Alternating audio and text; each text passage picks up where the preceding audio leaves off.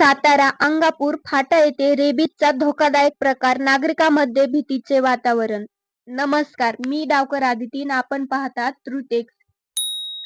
सातारा जिल्ह्यातील अंगापूर फाटा परिसरात रेबीज रोग झालेल्या पिसाळलेल्या कुत्र्याच्या चाव्यामुळे एक व्यक्ती पिसाळलेल्या अवस्थेत आढळून आल्याची धक्कादायक घटना समोर आली आहे. संबंधित व्यक्ती रस्त्यावर कुत्र्यासारखी हिंस्र वागणूक देत लोकांवर धावून जाण्याचा प्रयत्न करत असल्याचे प्रत्यक्षदर्शीने सांगितले आहे. घटनेची माहिती मिळताच स्थानिक नागरिकांनी तातडीने प्रशासन व आरोग्य यंत्रणाला कळवले.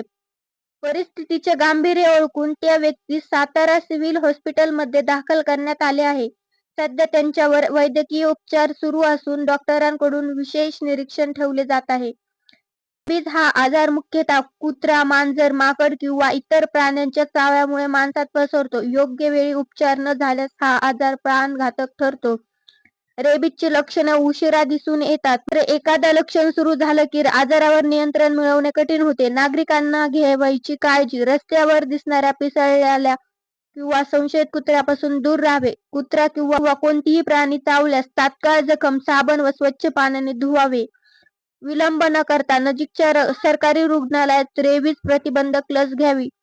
रेबीज सारखा आजार अज्ञान आणि दुर्लक्षामुळे जीवघेणा ठरू शकतो, त्यामुळे प्रत्येकाने सजग राहणे अत्यंत आवश्यक आहे. धन्यवाद.